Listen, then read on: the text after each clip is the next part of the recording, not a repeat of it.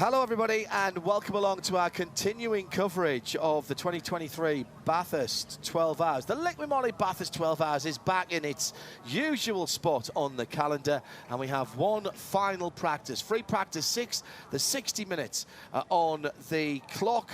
The last opportunity for the teams and drivers to dial in their cars before we go to the shootout for pole position. Shea Adam is down in the pit lane. This is John Hindhaugh in the booth. Richard Craill will be joining me in just a few moments' time. Good morning, Shea. Good morning, John Hindhaugh. Good morning to a pit lane full of beautiful cars. I'm down at the Mercedes ends of things right now with the Bathurst rookie, Mick Grenier. We were just lamenting the fact that it's still a little bit chilly in the air, a lot better than being at home in Canada. But what do you make of Mount Panorama so far? Yeah, it's a bit cooler than I expected, but super nice track. Already a lot of fans. Yeah, the track is just mega. It's the first time for me here, but it's like a small Nordschleife, and I would say even better. So enjoying it so far, and teammates are doing a good job. We have a super fast car, I think. So yeah, let's see later this afternoon for quali and then the race tomorrow. We know the Mercedes is going to be strong, especially out here with the Mamba, once again, with that wonderful livery. Is it going to be harder to beat the other Mercedes or the other cars in your class? No, I think all the AMG will be strong. 888, you know, they know the place very well. Sun Energy, they are in the Pro class this year, so Kenny still has to do a bit, but they will be quick. I think we have a super fast car and I have really good teammates. Porsche will be strong, Audi is always strong here, so won't be easy, but yeah, I think we have a good chance. You're one of the crazy people, like John and myself, coming down from Daytona, but you've got a lot of teammates in other cars this weekend as well. Does it feel like a big family? Yeah, I mean, at AMG, we try to share the car with everyone over the year. I've shared the car with Maro and Lello before. Super easy guy, they know what they're doing, and obviously it's also good for me because they have a lot of experience with the car in Bathurst here, so I can learn a bit from them. And yeah, I just hope that after Daytona that we were a bit disappointed. I hope here we can get hopefully on the top step of the podium, but at least a trophy. Yeah. Maybe some of Maro's good luck will rub off on you guys. It was much rougher Daytona for you and Lello, as you said. Coming to the mountain, you said it's your first time here. What is the part of the track that is much more different than you'd expected from driving it on a sim? I think it's Skyline. It's just much tighter than expected. So yeah, you get there, it's super tight. We arrived there in 5th gear, so easy over 200 Ks. But it's really nice. I mean, it takes a bit of balls, but that's why we are here. You know, we like the challenge and happy to be here. Glad you're here, Mick. Thank you. Thank you, Shea. Nice and sunny down in pit lane as we roll into the final systems check to count down towards a 3-part qualifying format for the Liqui Moly Bathurst 12-hour. A spectacular day here in the central west of New South Wales. Wind still blowing from the southwest, blustery at the moment for those of you watching on the screen. And although it looks spectacular, and it is spectacular, quite chilly outside, and in the shade out the back of the pits, it's jacket weather for sure. If you're an Aussie, that is, John Hindhaugh. But it is a spectacular day at Mount Panorama. There is a massive crowd here. Everyone enjoying it. I walked past the Oracle Red Bull Racing Garage before, getting ready for their run. 1:30 today, folks, if you're here. And those of you watching as well, it will be covered all the way through. Liam Lawson has been round the circuit with Craig Baird to get a few pointers. He's never been here before. That's why the AMG safety car was out with Beardo, was it? To be fair, Beardo would take any excuse to go and cut some laps of this place, but Shea was out in an RS6 this morning. It's all the good gigs, our pit lane team. Do you remember Chad drove a GT4 Merc here, which is ambitiously brave from our friends at Mercedes AMG, but you put it back. So that car will run at 1:30. They're 25 deep at the back of the garage. The best thing is they ran the car up as I was walking up here, gave it the, you know, the big revs at the end before they shut it down, and everyone burst into applause, which I thought was just sensational. Very polite crowd here at the Liqui Moly Bathurst 12 Hour. So final practice session, it's 60 minutes. It's the final systems check before qualifying, and a 3-part qualifying session, which I'll break down for you over the course of this session, because it does take some explaining. I've got 2 large legal pads here and different coloured pens to work that one out. People joining us all the time, Crazy. Let's just summarise the the storylines early on this week. It was the big news that Valentino Rossi topped one of the time sessions. That has hit the newspapers and the outlets here in Australia and globally. And rightly so. The back page of the Herald Sun. I saw that this morning on the Daily Telegraph as well in Sydney and in Melbourne, which is very cool. Well, to summarise, today has been the first proper form guide we've had so far, and it was Matt Campbell who did the 2:02.75 on the 17th of 19 laps for the number 912 Manthey EMA Porsche this morning. Ended up 700ths quicker than the Sun Energy One Racing Mercedes AMG. That time was set by Jules Gounon.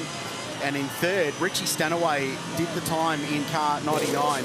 Just a 10th off. We'll go to Shane in a second, but I spoke to the team at Triple Eight and they said very relaxed Richie, just very comfortable in the car and working his way into it. But he was one of 3 drivers to get into the 202s in practice 5 early this morning. There's just a bit of drama in the pit lane, guys, for that Black Mamba car that we've been talking about. The yellow and green snake livery car, number 999. We spoke to Mick Grenier a couple of moments ago. Well, the car came into the pit lane, Mauro Angle on an angle, because Mauro Angle on an angle. Like you see what I did there? Because the crew said that he should practice coming in at a weird angle so that the crew could practice doing pit stops. They did. And the car had the left side tires taken off and replaced, and the right side tires taken off and not replaced, and the car was dropped off the air jack. So I would be worried about some floor damage. There was a very loud thud that reverberated down the concrete stalls of the pit lane. I'm only one away from it, but still, it was not a great moment. And the team then yelling at one another because the tire guy who was supposed to bring the tires back out for the right-hand side didn't hustle, and so there was a bit of miscommunication. That's drama. It's a bit. Drama as well yesterday with a truncated final session. Keith Kozulgi in the Mark Cars 2 Mustang, the 52 blue car. Brake issue at the absolute worst. I mean, to be honest, anywhere around here that you have brake failure, even coming in the pit lane would be pretty scary. But he was at the entrance to the chase, hit the wall pretty hard. The car flipped over. Car did its job. All the safety design on that. I've spoken to Mark Cars about that, and there'll be more a little bit later on today. But first and foremost, we should reiterate that Keith is okay. Yeah. Was taken to local hospital just for some checks, precautionary more than anything, but there was no damage following that incident to him. And Mark Cars did say that, quite emphatically, the car did its job. All of the safety systems stood up from what was a very heavy impact. Running into the chase, well over 250 k's an hour, and brake issues, we think, on the left front. They're yet to confirm the full cause at this point. They're still trolling through all the data. But it launched off the inside curb at the chase, must have flown 20 metres, landed halfway across the gravel trap, and when the car's in the air, it ain't slowing down, and it bounced across and whacked the tyre bundle right in front of Ridges Mount Panorama Resort. So it was a very, very sudden stop. So that was... out. That car's out. Yes, yeah, they have officially withdrawn, which leaves us at 25. There's been a few other little niggling problems, and if you're not up to speed with it, there was a car swap. The KTM Crossbow GT2 has withdrawn from the race, but fortunately, Melbourne Performance Centre had a spare on hand. As you do. And Troy Russell's done a nice deal and leased that car to the Vantage Racing and Motorsport squad, so Dave Crampton and his boys will take over. Unfortunately, Jayden Ojeda misses out on a drive just with the driver seating requirements to run in the silver class for GT3 cars. So Jayden will put the headset on and work as a driver coach for the remainder of the weekend and just work with the 3 drivers in that car now, Glenn Wood, Trent Harrison and David Crampton, but they're in an Audi R8. Imagine getting the keys to an R8 on the Friday evening of your first ever race in the car, having never driven it. They told me this morning they were given the steering wheel and they looked and went, what do the buttons do? Like, we just don't know. This is the kind of stuff you sort out before you get to Mount Panorama. Well, I was talking to Nicky Katzberg about that, because he hasn't driven the car that he's in this weekend. And he was literally reading the manual for the car on the flight round from Daytona. And it's a 30-odd page manual for the operating systems, much like when the guys jumped into the current Porsche, the GT3R. There's a 32-page manual for the steering wheel. Yeah. And in the new Porsche, talking to the guys at Daytona last weekend, this is very much like the 919 prototype. There are 14 different adjustment buttons or thumb wheels and 6 different sets of paddles on that steering wheel. Some of us struggle to get out of bed in the morning. We have a very, very, very good driver in here who's also rather annoyingly very good at commentary, who just wrinkled his nose when I said 14 adjustments and 6 sets of paddles. Oh, I mean, just a bit different from what you were driving. Garth Tander, welcome to the broadcast. Yeah, thank you. Yes, I mean, actually, you're talking about the guys that swapped from the KTM to the Audi. Trent Harrison, David Crampton, and Glenn Wood. And I was just in that garage, and obviously I've done a few miles in the Audi over time, and they said, how do we use this thing? So just ran through some of the systems and how to drive it. And for Glenn, who's going to qualify the car, he's done 1 lap in the car yesterday afternoon and won't drive it again before qualifying. Because he has the most GT3 experience out of those cars. Trent had never driven a GT3 car, nor had David Crampton. So talk about deep end. Go to Bathurst and drive a car that you've never driven before and go straight into qualifying. So a big challenge for those guys, but they've got the right mindset. It's a long race tomorrow and they just want to finish. Welcome to the broadcast, Garth, and congratulations on a great call with Krilsey last year. I thoroughly enjoyed it. My first time working with you, and delighted to be back here. Thank you for jumping in on Midweek Motorsport a couple of weeks ago as well. And I think the comment that you made that has stuck out to everybody is about what this race will look like in the last 2 hours, because Pro and Am and Silver disappear for all intents and purposes because those classes aren't really going to matter. We're just going to have a no-nonsense, head-down, mindless boogie GT race to the end. Yeah, that's right. I mean, the way, particularly the Silver and some of the Pro-Am entries, if they strategise their way correctly throughout the first 8 hours of the race to get the bronze driver or the silver drivers driving time done, and they're still on the lead lap and they still have reasonable track position, then they just become a pro car effectively. And then the pro field swells from, what have we got, 8 full pro cars? That probably turned into 12. Yeah. So, I mean, you think about the cars that are in that situation, the Sun Energy car. I mean, yes, they're entered as a full pro, but Kenny is not a pro driver, and he'll put his hand up and say that. Chaz Mostert, if they're still in the game, that Audi will be fast. We know Chaz is fast around here. There's a heap of others, the 777 Audi, the 888 car.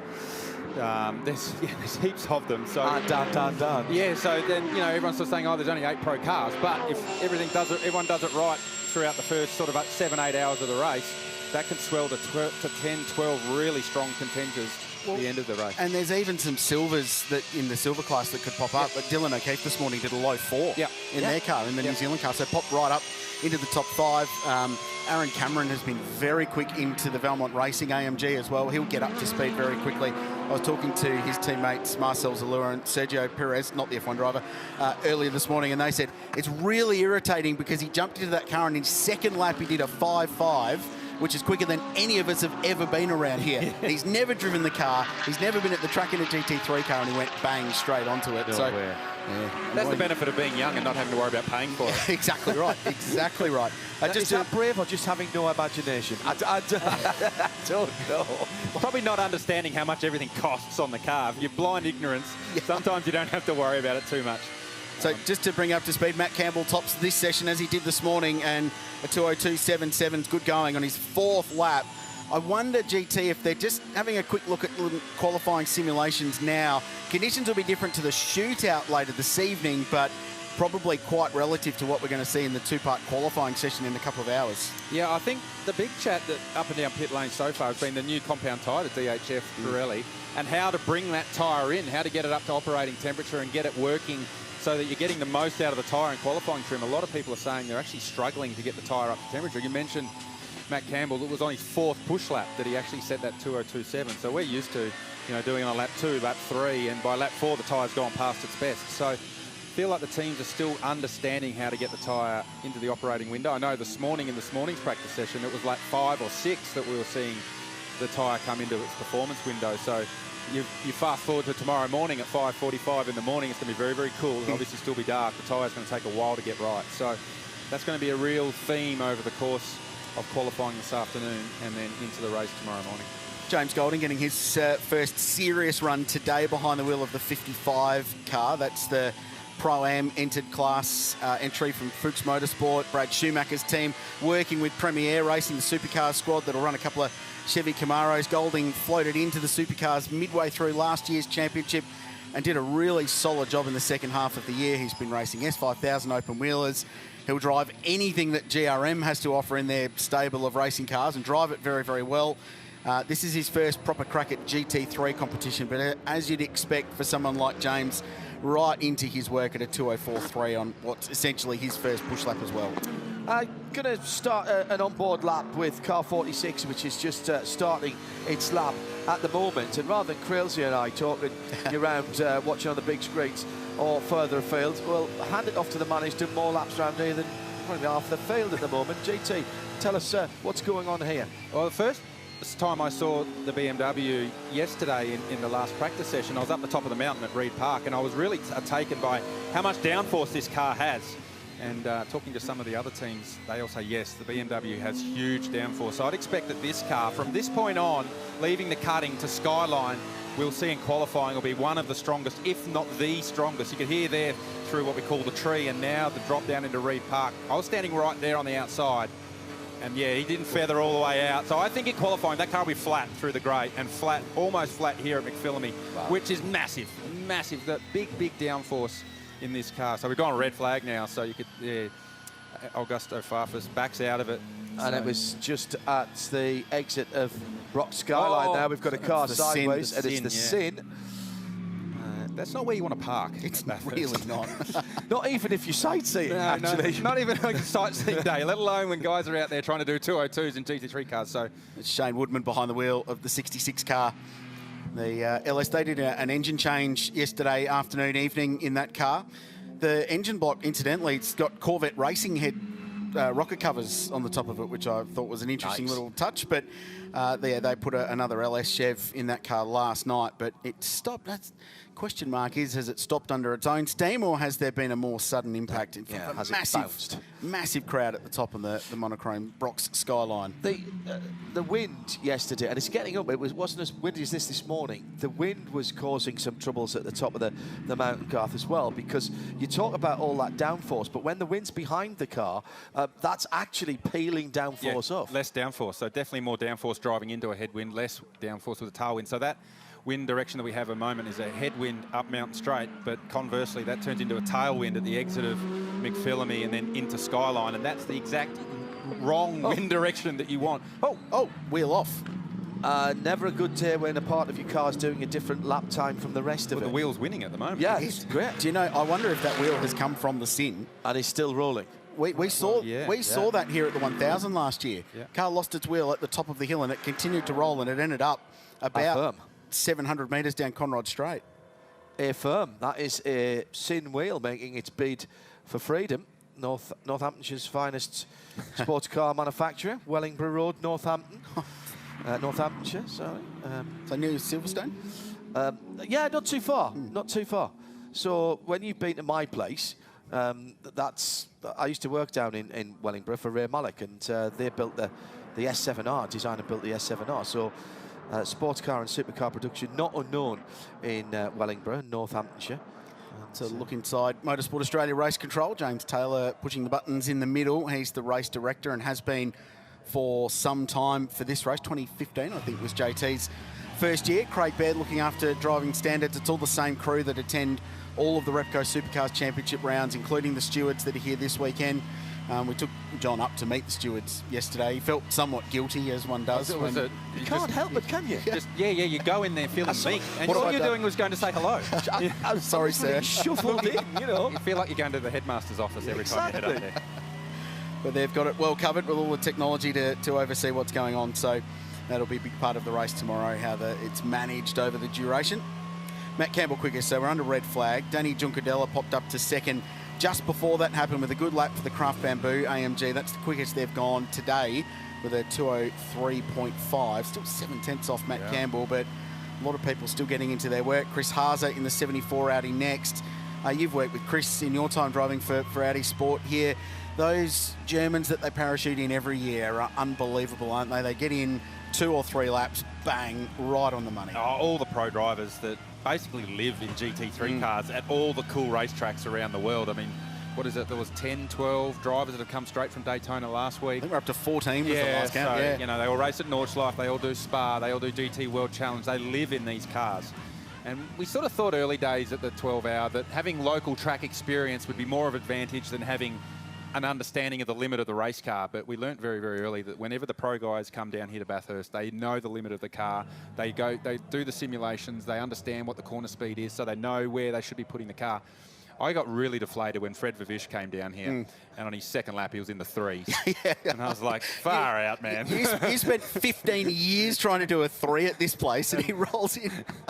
And I helped him a lot when we did the track walk. I stopped helping him after that. There is a point, though, there has to be, GT, doesn't there, where the experience curves intersect, because the guys who know, you guys who know this track very, very well, with more time behind the wheel of these very sophisticated GT3 cars. People look at GT3 cars and think that it's a road car with a cage in it. It may have started something similar to that, but those days are long, long gone. And that experience, those two experience curves, like the worm in cricket, they are going to intersect at some point. Yeah, they do. And I think, it's also now that with the factory guys that are coming down here, they're down here for year 3, year 4, year 5 now. So it's not like they need to learn the track. They have the experience at the circuit. So in reality, the Australian drivers, and particularly the supercar guys, probably don't have the current mileage in GT3 cars, but obviously they know the circuit very, very well. So generally by the time the race comes around, the supercar drivers are fully up to speed with what the GT3 guys or the pro drivers are, or the factory drivers are up to. But they just get up to the limit so quickly, so quickly. That's what's so impressive. Like, guys come down here for the very first time, lap 3, lap 4, lap 5, they're on it. They know the limit and they're on it. They know where to put the car, and they're moving forward with car development. And it's not as if it's somewhere like Spa where you've got acres and acres of supermarket car park runoff. It's the commitment, especially across the top. It's just they come here and go, oh yeah, walls are pretty close, and then they stop thinking about that. Yeah. And then they just go, righto, let's go. That's like golfers. When I've interviewed golfers in the past, and you say, all right, we're down on the 14th or whatever, tricky second shot here because there's a bunker just where you want to be. The golfer says, I don't see the bunker. Yeah, no. It's like, it's good cricketers. They don't look to see where the fielders are. They look to see where they aren't. Yes. Yeah, that's the way it goes. I admire that focus. Shea Adam is down in the pit lane enjoying the sunshine. You mentioned Frederick Vervish, so I had to come find him for a chat because we haven't talked to you guys yet, and it's been a very strong showing so far from your less strong driver, I'll say, Brad Schumacher. He is the weak link of the team, and no disrespect to him because he put down a super fast lap yesterday. I'm expecting it'll be him and you for qualifying today. Actually, yeah, we're still checking the exact regulation because I think, maybe it will be Jimmy, but we don't know yet exactly. But yeah, definitely Brad did an amazing job, and he made the headlines together with Rossi, which I know well as well, and he did also a very good job. So no, so far everything going well, and yeah, it will be a long race. So. You know how this race works. You know how it works in an Audi. Coming back to the mountain, does it feel familiar again?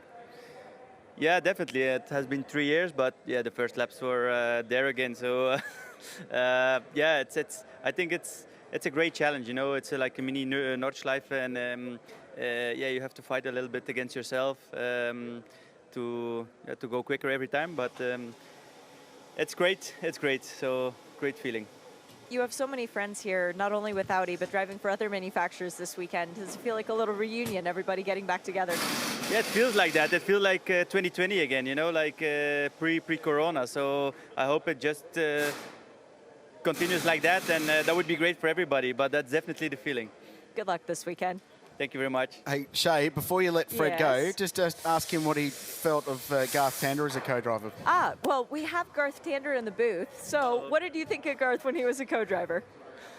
That guy is on another level. It's amazing. I'm surprised he's not driving, but yeah, we just had a chat before the first pre-practice, and yeah, he made his decision to do commenting. So yeah, but it would have been nice if he would drive. Yeah, definitely. Maybe one day, Garth. Maybe one day. He knew you were listening, I think there. Nice words from... That's not how he spoke to me when we were talking about it. Funny about that. He puts the Audi PR cap on and does the right thing by the brand. Very nice. Thank you, Shay. A couple of minutes away from a restart, we understand, and the recovery teams have done the job to a damaged Sin sports car at the top of Mount Panorama, so we're not far away. Hey, before we go back to Green, I'm going to talk a little bit of shop with this guy. We haven't heard much from him since he won his 5th Bathurst 1000 last October, so congrats by that. It's just greedy, by the way, that you've got to let somebody else have You're it. the only one catching sort of Lounsey and that sort of level at the moment, and you're tied with your mate Richo as well. Yeah, I've had a few years now. Yeah. Richo and I have been battling. He kept edging away, but I've got a couple back on him now. It's very good. But when we announced that you'd be part of the broadcast team, the international Twitter lit up, because what the international audience remember you for isn't necessarily the 1000. 21 years ago, you won the 24-hour here in a Monaro. I dead set there were 15 or 20 tweets going, you've got to talk to Garth about the Monaro. He was very young then. I was very young. Very young. Just in his late teens. He'd only won one Bathurst by that point too, by the way. Didn't know you could do the race in diapers. It's impressive, Garth. That's a whole very different nice. conversation. Very nice. Thank Whole you. different conversation, that one. 21 years, though, in all seriousness. It's incredible that it was that long ago, and it's incredible you're still going, but that was a pretty special little area, wasn't those 2 years? Oh, the 24-hour race around here was epic. It was really cool. I'd never done a 24-hour race prior to the one we did here in the Monaro, and that car, when we brought it here, had only done probably 500 Ks of pre-event testing. It wasn't actually built to be ready for that race. We fast-tracked the build to get it ready in time for the 24-hour race at the end of 2002. So it was very cool. Got to share the car with some great co-drivers, Steve Richards, Cam McConville and Nathan Pretty. And in that first year, we had a great battle with David Brabham. Alan Grice was racing there in a Porsche, Darren Palmer. They were competing in a Porsche from a team from the UK, Certec Motorsport. There was a Mosler in that race. Yeah, That was Martin Short. We had him on the Twitter yeah. earlier on. He's sitting, watching and listening to the Formula Ford race because that's what he does. Yeah, that was a cool car, and that's still Mosler's getting around today. So yeah, it was a really cool race, very, very different type of GT race to what we have now with GT3 regulations. But yeah, driving around here at night time with proper big headlights on the car and class cars. I mean, there was some Mitsubishi Mirages in that race, tiny little things, and we had a bit of a joke in the Monaro garage that we'd say, we've got a race control to all because we have a teams, Mitsubishi Mirage stuck in the brake duct. Yeah. They were so small, and our car felt so big. So, yeah, it was good fun. How fast would that car have gone without the... I know you've been asked this a lot. Yes. Without the restrictions that you were... To bring it back to that, it was sort of that Porsche level. How quickly would those... sub-twos around here? No, so everyone thought... I mean, I think the fastest lap we did in that car here back then was a 2:13 or something like that, and...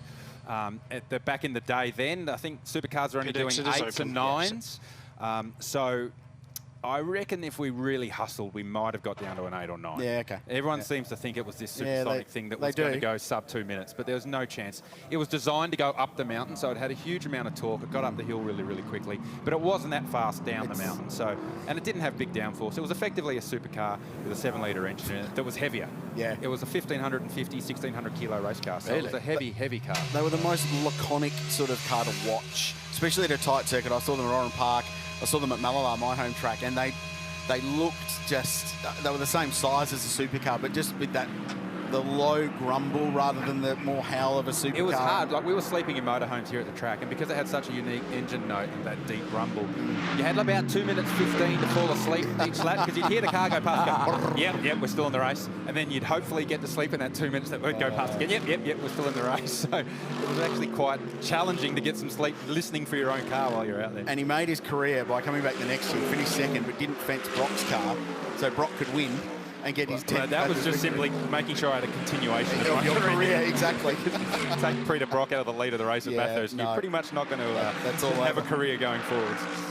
We're back to green. Fortunately, 32 minutes on the clock, and the recovery team have done their work at the top of the mountain. I hope the Daytona Sports Car team can get that car patched up and fixed, and there is a spare, I noticed, sitting out the back of the paddock, so they can go and pilfer some bits off that. They've learned. They've been here before, that team, with the Daytona Coupe and a Dodge Viper GT3 car as well. So hopefully they can get that patched up. In the meantime, we'll get some work underway with drivers behind the wheel of the top flight GT3 cars at the front of the field.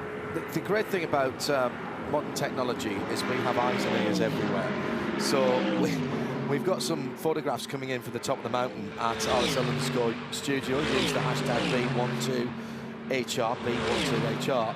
Thanks to Fiona, who sent through a picture of the skid marks from the Sin, which looks like, as it's going across the top, it might have gone a bit wide, caught the curb, and then speared hard left into the wall at Skyline. Bounced up in the air, apparently, and the momentum took it down to where we could see it came to an halt. Right front and left rear wheels missing from the Sin when it came back in. We think we saw one disappearing down to the BMW elbow. That is a sketchy place there, Garth, to have an incident like that, considering the speeds there now, and sort of cast your mind back to when there wasn't a wall there. He'd have been back in the paddock by now. Used to be a chicken wire fence up there. Yeah. It'd still be going, coming down the mountain. But yeah, I did notice when it was on the back of the flat tray there was some damage to the Sin, so it's obviously made contact with the wall. So that's the chicken and egg thing. Did the wheel come off to cause the moment, or did we have the moment and then the wheel came off? So we might not never know until we find out from the team afterwards. That sounds like a Porsche on board, doesn't it? Very distinctive sounds. Mostly of the gearbox rather than the... That is the 4-litre flat six. Now out to just under 4.2 for the replacement car for this venerable machine. The Manthey Racing. Manthey Racing forgotten more about endurance sports car racing than most people will ever know, particularly at places like the Nürburgring Nordschleife, and recognised by Porsche factory over the years that they've taken a controlling interest in Manthey. Olaf still consulting for them. There's a MR edition, brand new 992 sitting in Porsche's Centre Sydney that I got some photos sent of the other day, which looks particularly tasty. We made jokes all week about the fact that some people in this race have an address of Conrod Straight or Boundary Road if you won, and Grant Denny lives over the other side of the hill. But you know you've got endurance racing credentials when your address is #1 for Nürburgring. Yeah. For Manthey Racing. They're partnered up with EMA Motorsport, who run a range of cars. They're competing in Porsche Carrera Cup Australia. They had a pretty good season last year with Davey Russell and got into the top 3, which was a really good result. It's a collaboration between the two squads. They've worked really hard to pull this together. It's a cracking team,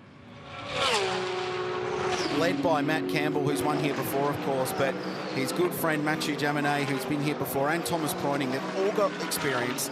They know and understand this car at Bathurst because they've been here so many times with it. The Porsche's so good too over a distance, and in a race which we expect to be very, very rapid and we hope relatively trouble-free, fuel economy is going to play a role, and the Porsches traditionally in this race have always been really good on fuel numbers. That sounds odd, doesn't it, talking about Porsche as an economic race? It's all relative. It's a relative term. Yes. It is a relative term. To a 5.2-litre V10, absolutely it's economical. The engineers at Porsche down through the years to keep that rear engine car competitive, particularly the suspension and chassis engine, it shouldn't work. It shouldn't work, but it does, and they've kept it current. The new version, they've gone out with that 4.2 engine. The engine's tilted up at about 15 degrees so they get a little bit more downforce out of the diffuser at the back, but it's still gearbox engine, like the Le Mans car where they swap those round the other way. And we'll see the new 992 body shape here at the Liqui Moly Bathurst 12 Hours next year. It is a thing of beauty. It really is. And I have to say, though, I do like the 991 Gen 2 body shape. It is one of my favourite of the 8 iterations of Porsche 911 that will celebrate its 60th birthday, of course, this year. Big year for Porsche. Big year for Porsche in Australia as well. Massive field of Carrera Cup, Sprint Challenge looking strong. There'll be, I think, 65 competitors racing in national one-make Porsche racing in Australia this year.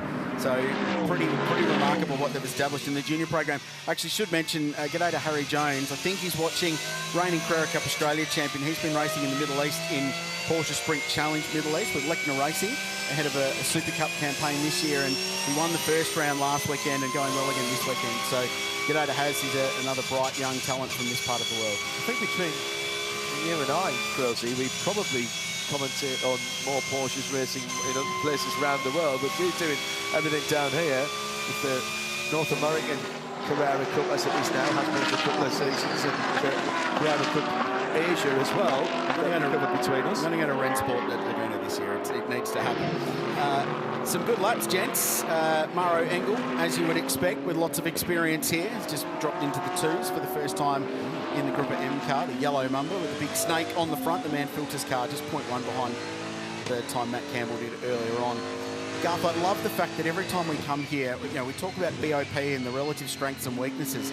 This place, though, there's something in it for everyone, isn't there? And we always end up with this amazing spread of manufacturers, all split by half a tenth. Yeah, but it's how they achieve their lap time is completely different. I mean, we talk about the BMW, has big torque, so it punches off the corner really nicely, has big downforce, but probably doesn't have the top end speed. Porsche is probably, I feel like, here at Bathurst, the best all-round package.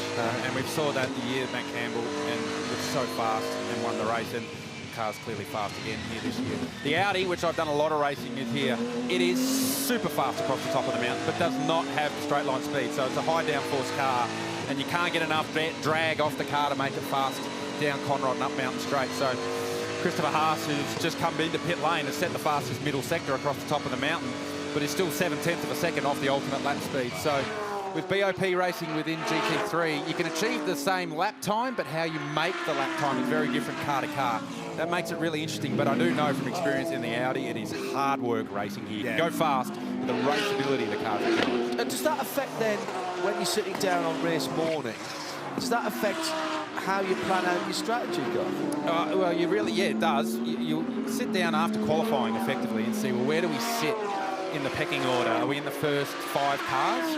And then you might dictate you'll run strategy A. If you're in the sort of back half of the 10, you might run strategy B. If you're 20th, you'll run a very alternative strategy, because you've got to make your lap time in a different way. So for the Audi, for example, that makes fast lap time but probably isn't that raceable, you need clear air for the majority of the race. So you're not actually racing wheel to wheel with the other car. You need to keep finding yourself clear air, because that's the fastest way for your car to do the race. We saw that at the end of last year's race when Kelvin van der Linde was angry for being a lap down, but was running on his own, but was more than half a second a lap quicker than anybody else on the planet at that point.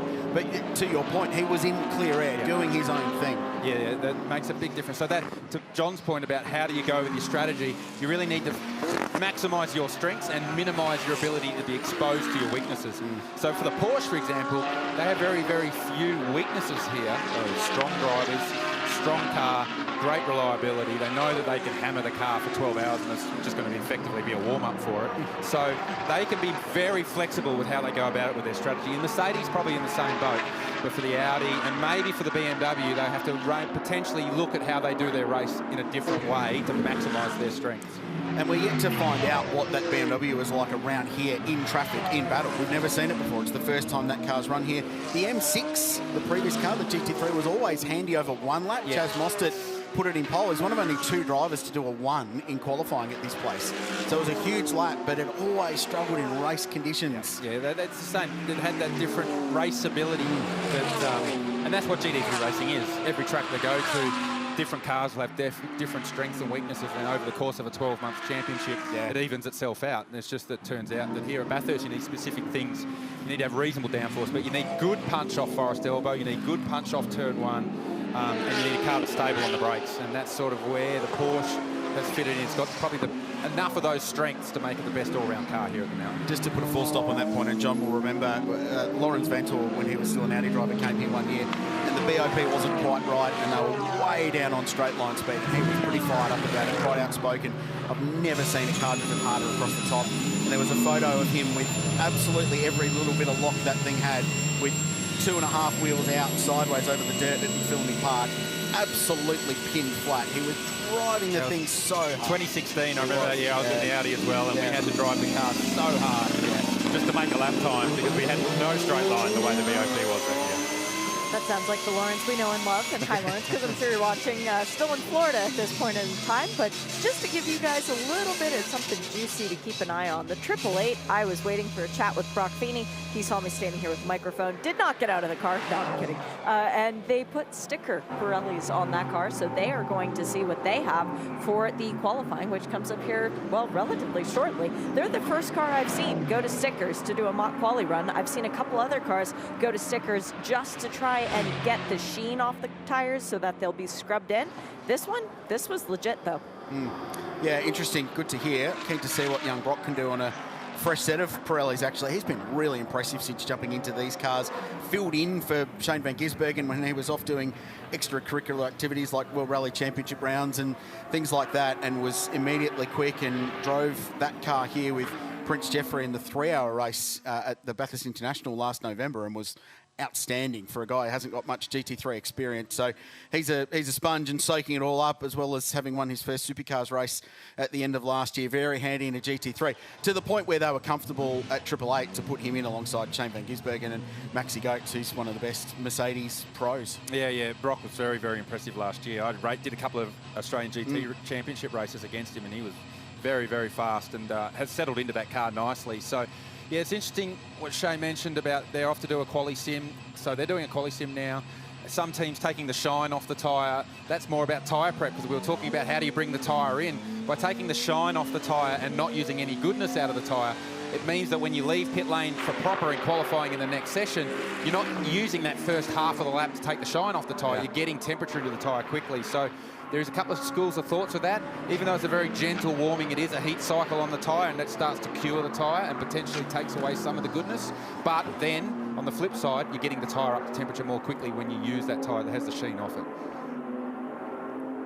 Shane, down the pit lane. Oh, no, thought that was Shane. Is that tactically a way that you can work with this minimum tyre pressure as well, Garth? Yes. Because down at 20, one or two people are struggling with that. They think that's a bit high, and when the temperatures come up, they're worried about over-pressuring the tyres.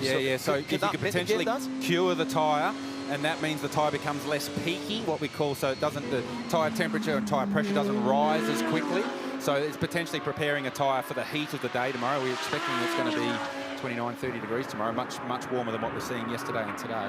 So that makes the tyre a more consistent tyre. So they might not be prepping the tyre for qualifying, it more be looking well forward to 2 o'clock, 3 o'clock tomorrow afternoon. The other thing to consider is there's 12 sets of brand new Pirellis. There's no used tyres like we see at other rounds for practice, so they're not wobbling around on old rubber. They've got 12 sets of tyres to throw, 48 tyres to throw at the car over the course of the race. So managing that allocation is still key, but it's not like there's a shortage of rubber to use. A little bit of lap time update for you. While we were talking, Maro Engel punched out the quickest lap of the weekend for that car at the 999 at a 2:02.61. So really good lap from the German.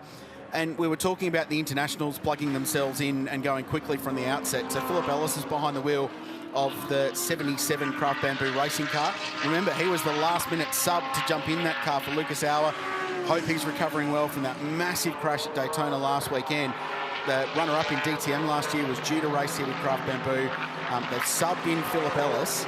This is his first serious run. He got a couple of laps yesterday, and on his 4th lap, the car's best is a 2:03.5. His 4th lap was just in a 2:03.9. So straight to work. He's a Nürburgring specialist. Yes. He's very, very good around the Nürburgring, and I kind of think that mentality, Garth, here will not do him any. Oh, big slide coming out the final corner by the Fuchs number 55 Audi. I kind of think that mentality here actually won't set him too wrong, will it? Well, yeah, we heard from Fred Vervish earlier saying Bathurst is a bit like a mini Nordschleife. I mean, you think about the commitment required to go fast around the Nürburgring. It's the same sort of commitment across the top of the mountain. There's just less of it here. So for Philip Ellis to come and go, oh, this place is easy. I mean, it's only a quarter of a lap around the Nordschleife, so I can do that with my eyes closed. But that just to our point that we were talking about earlier, Rich, about how these factory drivers can come down here, have a bit of a look around. They've probably done some laps on the sim before they jumped on the plane to fly down to Australia, and then they can just put it into action just like that. It's seriously impressive to watch. Inside the last 20 minutes of free practice, the 6th session. We had 2 for bronze drivers only earlier in the week. And the 2023 Liqui Moly Bathurst 12 hours preparation, building towards our qualifying session. We'll go live to Australia as well on the TV coverage, which starts a little bit later on. Don't forget, if you're here at the track listing on 103.9 FM, we have that Red Bull F1 demonstration as well. Liam Lawson will be taking the car around. If you weren't with us earlier on, as I was coming in this morning, just as first light was breaking, drove past the most bizarre scene I've ever seen in a petrol station with the Red Bull F1 car, full set of mechanics round it, doing some videotaping some filming for some promotional work, and it's just like, and there's people walking past on the way to work. They're like, yeah, that happens here all the time. It's Bathurst. I mean, I'm sure if they asked someone nicely, someone could have gone down to the servo with some jerry cans and got some fuel for it. They probably didn't need to take the race car. Less effect, though, isn't it? Yes. I mean, to be fair, Bathurst Regional Council let us drive an entire field of GT3 cars down to the main street for a party, so anything's possible. Oh, that was one of the coolest things I've done, was drive the race car from here into town. Really? Yeah, really, really cool. Did that a couple of years ago, the Track to Town activation. It is very surreal driving your race car on the road. Yes. Especially roads that we drive around town a lot every time we come to town here. So just under 17 minutes to go in this final practice session.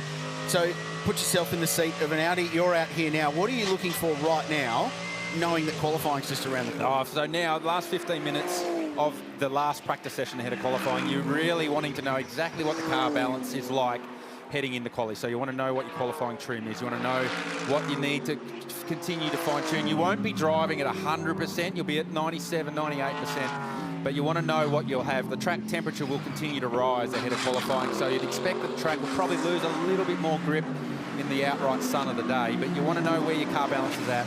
And then you want to know what your strengths are versus the opposition.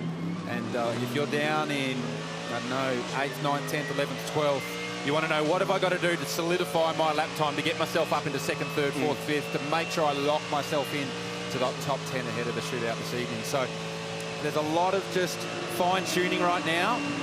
If you're in the first half of the field, or your second half of the field, you're understanding how much of a swing do I have to make to throw at this car to get us where we need to be. So let's touch on qualifying, and it will take some work just to get into the Pirelli shootout this afternoon at about 4 o'clock. So if you're in the Pro-Am class or the Silver class, it takes 2 drivers to do the job. Your Pro-Am driver does a time in part 1 of qualifying. Your Pro driver does a time in the second part of qualifying. Add them together, aggregate lap time, that's your qualifying time. The Pros only run in part 2 of qualifying. So while we're still getting over the Red Bull F1 car pounding around Matt Panorama and Matt Hall doing aerobatics above it, 2 Pro drivers have to run in that 40 minutes. So you would imagine, let's say Shane Van Gisbergen goes out first, he punches out at 2:01.5. Maxi Gotts goes out second, he punches out at 2:01.5. Their combined time is whatever those 2 numbers added together are, and that is their qualifying time. Sorry, Shay? That would be a 4:03 flat. Thank you, Shay. Yeah, even I can do that. I appreciate that. So it takes 2 drivers just to get into the shootout. So it's an aggregate time. Just places more of an emphasis on this team aspect of endurance racing. Absolutely, yeah. And we see that a lot in GT racing around the world. It's quite unique for us in Australia. We don't see it anywhere other than this event. So the lap times that we'll be calling and qualifying are not necessarily with the Hollywood lap times. We'll be talking 4 minutes instead of 2 minutes, because it becomes so much more critical. And the margins become quite a bit bigger when you start talking about aggregates. So that'll be interesting. But then I am really looking forward to the shootout this afternoon. And it's not the one-lap shootout that we're used to here at Bathurst for the 1000. It's a 15-minute session. Have a crack, get the tyre in, and then just lean on it for a couple of laps to see what you can do. And wasn't that an unexpected gem of last year's so event? good. We've got to thank the terrible weather and the lack of tyre warm-up that the cars had last year for giving us a format that was brilliant. I remember we sat down afterwards, after that session finished, and go, we got to do that again. Yes, exactly. Yeah. And they listened to us, which is amazing. Yeah, it was tremendous. Right at the end, Chaz Mostert at the death, at the checkered flag, with the final sector that he'll remember for a long time, I'm sure. Managed to put what is now the Sportsbet car on pole position and win his second Alan Simonson pole award. So when we get to that point, bottom half of the top 10 go into run first. The bottom 5 cars run for 15 minutes, and pole could come from that, potentially given the depth of the field this year. And then the fastest 5 from qualifying combined go in.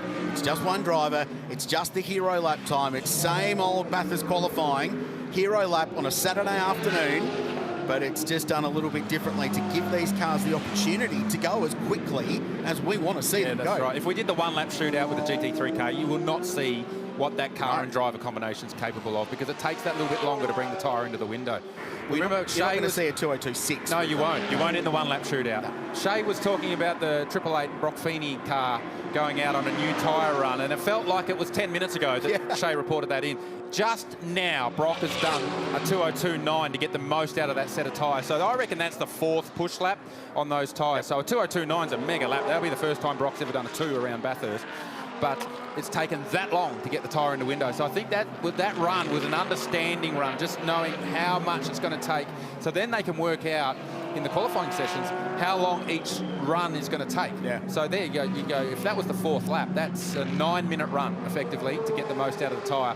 And so you need to then work out your strategy about how long each run's going to take to make sure you maximise the qualifying session itself. There's a bit of pre-lunch happy hour going on at the moment. This is the pre-lunch beers you go and have before you have your nice Saturday afternoon out. So Brock Feeney going quickly. Lucas Stolzer to set the personal best lap for 75 at a 2:03.17. I love a lot of these conversations, that combinations, that their drivers are so closely matched. So we know that Jules Gounon can do a 3:1, probably quicker. Those two drivers, nothing between them in 75.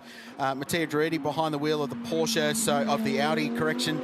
So he was going quickly, no improvement, but he's just peeled off back into pit lane. So Nicky Katzberg's got the 77 car now up into 6th position. Valentino Rossi's behind the wheel of 46. We'll keep an eye on his lap times. But as we talk, Feeney's going on with it. He's going quicker. Lucas Stoll's doing the same. And Grenier going fast as well in the 999 at the top of the leaderboard. The ideal lap time, if you combine the fastest 3 sectors, is a 2:02.29. Into the pit lane. So Feeney didn't finish that lap. He was on to improve that 2:02.9, but came to the lane. So with 10 minutes to go, I wonder whether that's a timing thing now to get one of the other drivers in so they can start to understand the 2-driver rule for qualifying. So Brock is obviously laid down a pretty good argument to say, hey, I can qualify this car if you need me to. Absolutely. So now it's up to Shane Van Gisbergen or Maxi Gotts to go out and have a run with, it'll be roughly just under 10 minutes to go at the end of the session for the 888 car. So they have sort of started to understand what they get. And it looks like Mercedes in general are running to a similar run plan. They're all having a bit of a quali sim in this last 15 minutes to understand where they are lap time wise. So you tend to see that from manufacturer to manufacturer. They all run the same sort of run plans throughout the course of the session, so that when they go back at the end of the session, they can overlay the data from each car. And it's relevant because all the times were set at the same time of the actual practice session, so it gives them cleaner, better data ahead of qualifying later this afternoon. Going into qualifying later this afternoon, one of the cars we're going to have to keep an eye on making it into the shootout, potentially, is Superbarn Audi, number 47. Once again this weekend, Dylan O'Keefe back at the mountain, a place that you've won a couple of times now. How does it feel to be behind the wheel of an Audi, though? Yeah, it's good to be back behind the wheel of an Audi. I've done a few races over the years, but nothing in this new model, the new Evo. It's really suited my driving style, especially over the top. It's a bit more forgiving and certainly very quick. So looking forward to reviewing the data after this session with the pros and see what they're doing. And, you know, I think we are an outside chance for the shootout. And if we make it, that's great. But if not, it's not a worry because our focus is the end game tomorrow. And if we can finish the race, I'm sure we'll be on the podium in our Silver Cup. So yeah, really looking forward to a big day tomorrow. It's one giant Audi garage, but it's also one giant Audi family. You guys are sharing data between all the cars. Yeah, exactly. We like to all still remain friends, so we're still sharing data and everything. It's nice. Plenty to go through. So many cars, so many drivers, but if we all work as a group, we'll try and lift the whole team. This is such an endurance race. You've done it many times in different classes before. Coming into the silver class, what do you think is going to be your advantage with your teammates? I think the advantage is just being consistent. You know, with my teammates, there's no egos, there's no rivalries. We're all here for the same reason. Just have fun, get to the end tomorrow. You know, look after the M driver, make sure he's having fun. And yeah, if we can do that, we're in for a great day. We were just observing how long it takes to get the tires up to temp today with the air being a little bit cooler. About 4 laps is when you get your peak? Yeah, 4 onwards. So around 4 they come in, and then you generally get 3 laps after that. So it took quite a while to get the temp, and then from lap 4 onwards it seems to be quite good, but you only get probably 2 or 3 cracks. How hard is it to keep yourself reined in for those first 4 laps and not just throw it at the mountain? I know, it's you got to stay focused because it can be a bit boring because you're not up to speed, but you just try and focus on getting them tyres right, because you know once they're good, the Audi's quick around the mountain and you can make the most of it. Good luck getting into the shootout today. I'm sure we'll chat with you tomorrow. Yeah, thank you. Appreciate it. Thanks, Shay.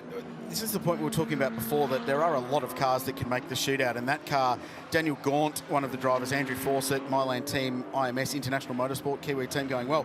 The sister car's the 47, the Superbarn car, which has got David Russell as one of the drivers, and D-Russ was punching out low 4s and high 3s earlier today as well. So they've all got at least one driver more than capable of getting into the top 10 on outright pace. But the thing with qualifying at this race is that it takes more than one driver to get yourself into the top 10. That's right. That team aspect of qualifying so unique.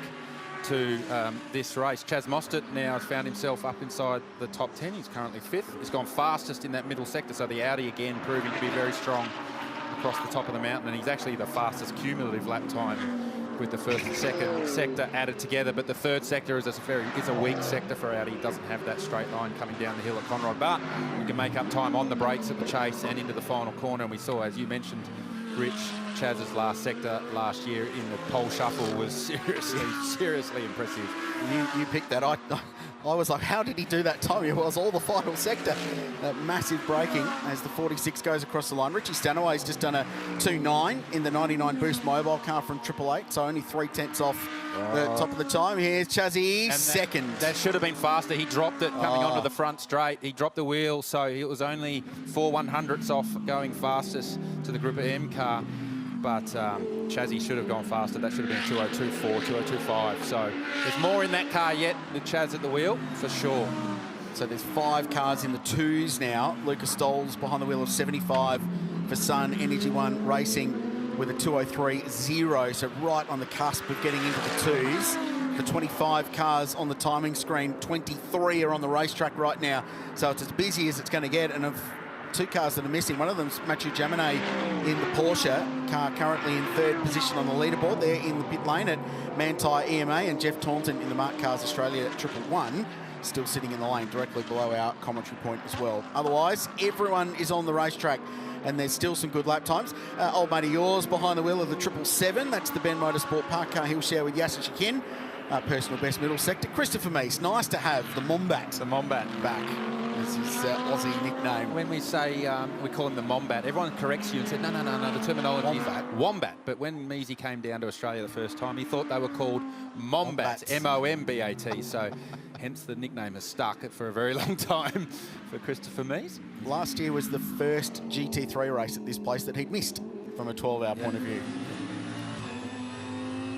You and he had a bit of a shootout a couple of years ago and some de-restricted Audis. Yeah, that was good. That was good fun. Yeah. That was.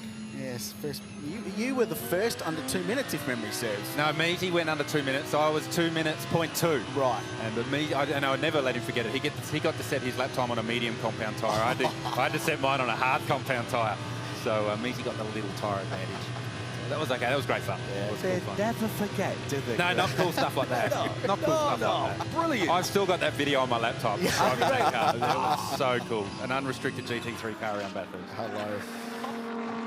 Where did you find the difference? Where did you feel the difference most? Oh, it was literally the straight line speed. You take the air restrictors out of it and just coming down Conrod, it was on the rev limiter at the top of the hump. Oh, really? It was, oh, man. And we were top gear going up Mount Straight. We were 6th gear into Skyline. It was, you're just faster everywhere. The aero works better because your airspeed over the split, under the splitter and over the wings was better.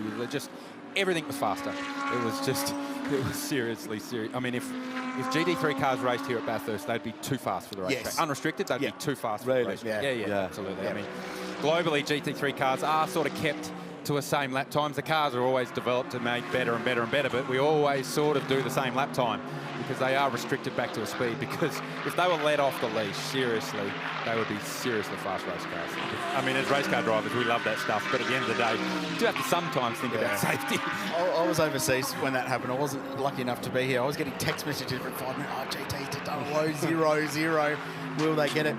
Chaz Mostert just circulated around. Interesting, that lap 2:19.0. None of the sectors good, so clearly, and now he's on it. So clearly this is a little bit of a simulation to see what a little rest lap in between a push lap is. Just to cool the tyre down a little bit and manage that tyre. And now he's pushing again, and personal best first sector for car number 65. So personal best sector for Chaz, the 50.56, but the best actual first sector is a 50.31. So 2.5 tenths off in the first sector, and that's the run up Mountain Straight where the Audi doesn't have that straight line speed, but we have already seen from Chaz, he holds the fastest middle sector. And that's effectively from the exit of the cutting to the exit of Forest Elbow. So all the twisty stuff across the top of the mountain is where the Audi comes into its own. 3 minutes left in the session. 3 minutes left. You heard from race director James Taylor. His middle split wasn't purple or even green, but his cumulative lap, the overall so far, is purple. So quicker than ever. So he strung it together. And remember, on that last lap where he set the 2:02.6, he dropped it at the last corner. So I feel like there's a couple of tenths up his sleeve there. So interesting to see. I just wonder now whether he's had that cool down lap. He's had that big push lap, a cool down lap. whether the tyre's gone away a little bit from him, given that we haven't seen a personal best in that middle sector. Could be anything. I mean, you do have to really hustle the car to get across the top of the mountain, and he does a 2:02.88. Yeah. So I think the tyre's gone past its best for Chaz because he wasn't even able to improve the final sector. We know that there's time there to improve when he made that mistake on the push lap. With the improvements in the sector times, the ultimate lap time now is a 2:01.9. Yeah. I think we'll see ones in quali. You think we will? Maybe not quali itself, but maybe the shootout, the pole shuffle this afternoon where it cools down a little bit. We get that happy hour situation. High ones? I think we'll see high ones again. I remember we were here with Rene Rast in 2016, and he was in the ones. He did a 1.8. And we had time up our sleeve, and we said to Rene, got another set of tyres. Do you want to throw another set of tyres out? You want to have a go, mate? You want to have a go? And he comes back and goes, no. That is the maximum of the car. And then I watched the video that night, and he was right. Yes. But actually, that's pretty cool because sometimes, as a racing driver, you've got to say that, haven't you? Oh, I would have thrown a set of tyres up and had another crack. Of course he would have. Of course But he he would have. knew the limit of the car, and Yeah. he just said, nah, that's it. We will not go faster than that. I know what the limit of the car is, and probably understands the risks he took on that lap to achieve that lap time. point. So that's the great, cool stuff about GT3 cars in qualifying trim at the mountain.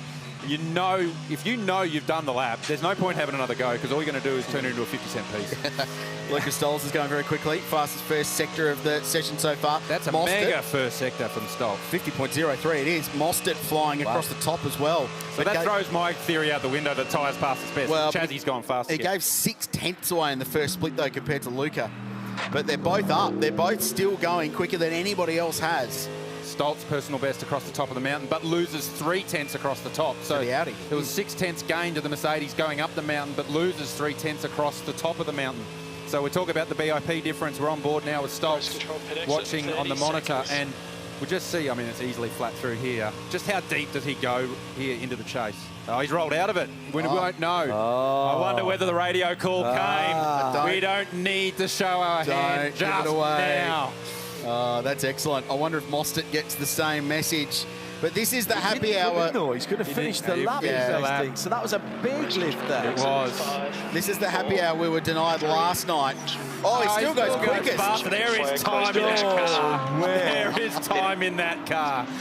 Oh, that's Big time. There's a big lift before he braked there. There's a one. We call that a BOP lift in the game. Well, that's pertinent because Audi got whacked after qualifying last year with 5 kilos. I went straight down to the garage and there was unhappy. 2 drivers in big trouble that afternoon. They copped the talking to. Mostert wobbled around the final sector and actually went straight to pit lane. So there was none of that from Audi. So a 2:02.43 for Lucas Stolz. The defending champs end up on top at the end of the final practice session. And that'll be the quickest lap in practice for the day. Did they go quicker than the Porsche went earlier on today? I'll check that for you in a second.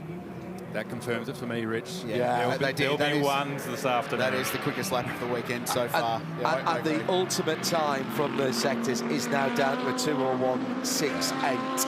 We'll see ones in yeah. qualifying. Maybe not in the cumulative session, but definitely in the pole shuffle. Still a few movements. Chris Meese just punches out a 3-1 in the 777 to get himself in the 10. Good luck, Tony D'Alberto, 3-3 in the Lambo. Yeah, they're really happy with that car, Yeah. those guys. They're really, really comfortable. I do think that the Audis at the moment are very, very heavy with fuel. That tends to be their strategy in practice, to run the cars very, very heavy. And the cars do light up when you lighten the fuel load. Alex Davids just punched out a 3-9 in the Scott Taylor Motorsport 222 car. It's a pretty handy lap. That's the only non-Evo AMG GT3 in the field. It hasn't had the upgrade that all of the other cars have had. So it's a spec behind the other cars. Good lap for Alex. They go 13th outright. But Lucas Stolz on top, John Hindhaugh. Chazzy Mostert's last lap was a spin in front of Ridges. Oh, okay. Last time around. So that's why you said he'd blown the last sector, and that's why he came into the pit lane. So he was still pushing pretty hard. They're untidy in that last sector, Chaz. So he dropped it coming onto the front straight, has a spin at the chase. We know that he has big commitment in that last sector. We saw that last year. So clearly just trying to find the limits in practice when the stakes aren't quite as high. So from first to 17th, 1.6 seconds, which is not much at all. But then I think Aaron Cameron can jump in the car that's 18th, the 44 Valmont Racing Mercedes. He's got capability to do low 4s. Dean Fiore, Lee Holdsworth in the number 9 Hallmark Property Group car. Certainly Lee could go quicker than that. And then the 47K you're pointing out has got David Russell up their sleeve, and we know D-Russ can do threes in a GT3 Oh, he stuck it car. on pole for the 12-hour in the Lamborghini. In Roger Lago's car, correct. So there's a capability of 20 cars on raw pace. Can be in the 10. In the 10, on raw pace from one driver. That's not necessarily going to work when you combine two drivers to get them in, but from a depth of field point of view, it's pretty good. This is Richard lobbying to turn the top 10 shootout into a It's top 20 shootout. Yeah. He's had I that think we agenda for quite some I time. think just Indy 500 qualifying, single car entire field, get a couple of laps, away they go. Good try, Grailsy. Yeah, but ultimately, at the end of the day, it is Sun Energy One with their Mercedes that wins the final practice. The defending champs coming back into this race once again, and Lucas Stoltz has just gotten out of the car having a quick debrief with Jules Gagnon. But for Jules, this is a wonderful feeling because even though it's just practice, it's a very nice setup going into the qualifying session. So knowing that it will be he and Luca who get to combine their times because they're running in the pro class, they don't have to put Kenny in, and they are going for that pole shootout. They are going to have a very strong go at it. And Jules, for you, this is a good feeling, is it not, to know that your car is really fast and maybe even has a little bit more? Yeah, Luca did a super lap this morning. Car looks fast. We will see this afternoon when everyone put new tires and are pushing like us. But anyway, back in the mountain is always something amazing. This place is legendary, and it's the best track in the world. It's great also to see many fans out there today. I think we are back to the normal event. And last year we had an amazing event, so we're going to try to keep the momentum. I'll let you finish debriefing with Luca. Thank you. Thank you. Shea Adam down in the pit lane. And Garth Tander joining me, John Hindhaugh, and Richard Craill in the booth. Decent amount of work done there, I think, GT. I think we're starting to now see the bit of the form guide. I don't think we've seen Audi really show their hand right now. Chaz was having a bit of a push. There's more time in that car, so that car's 2/10 off, but I think that's more than capable of doing a 2:02.4 to match Lucas Stoltz's time. We haven't seen anything really from the factory cars yet, so those cars will go faster. BMW haven't really fired a shot yet either, so we're still seeing a bit of everyone holding their hand back a little bit ahead of qualifying, just making sure they don't cop that BOP penalty ahead of the most important session of the weekend. Everyone's learned the Audi lesson from last year. I wonder, though, with the BMWs, they have not looked once to trouble a two. Surely with that car never having been there before, and sure you keep your cards to your chest, but surely you just want an understanding of what it's theoretically capable of at some point. They will know from the data what the car's theoretically capable of. So they, I watched that car across the top of the mountain. It's the first time I've seen GT3 cars across the top of the mountain for a long time. And the car that stood out to me was the BMW. Yeah. And I think that car hooked up on a brand new tyre, light fuel, will be one of the fastest cars across the top of the mountain. And Vincent Voss knows what he's doing for WRT. He's got team. two cars. If necessary, they can go slightly different ways. They get double the amount of data. I've got to remember to say it down here instead of data. You know, and different race, different personality of circuit, but at Dubai they qualified 6th and 7th. Yeah. And at the end of lap 2, they were running in the top 3. So, you know, I know here it is better to be at the front of the field than not, and the statistics bear that out, but you're not going to win the race today. No, that's for sure. But I feel like they'll be in the game when it matters. So, to your point, Richard Craill, the top 10 is going to be very crowded, trying to squeeze 20 cars into it this afternoon. Looking forward to seeing how they manage that.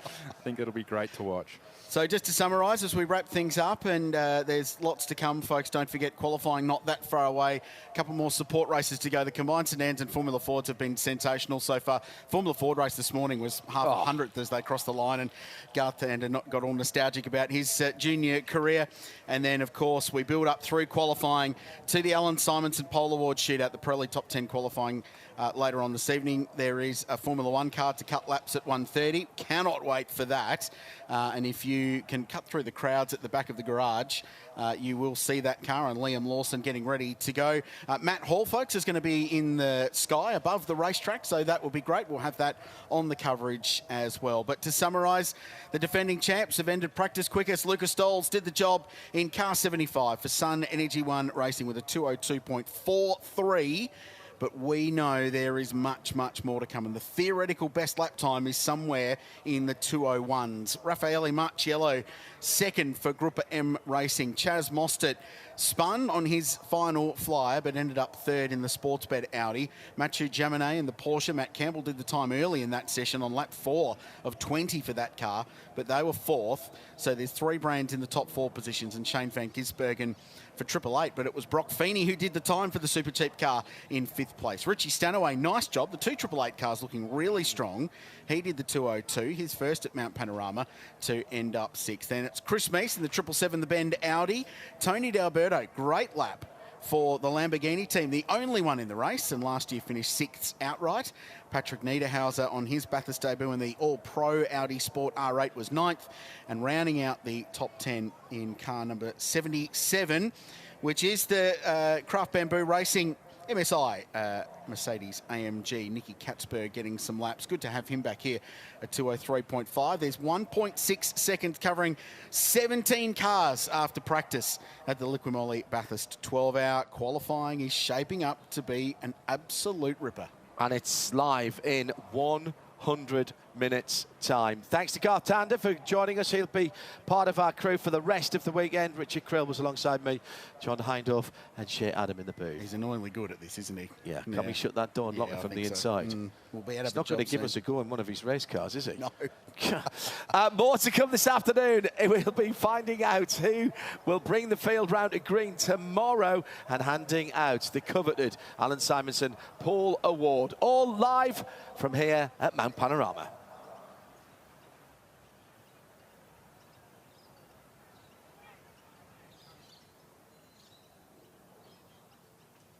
Oh yeah, 32's up high, yeah. That's probably better actually.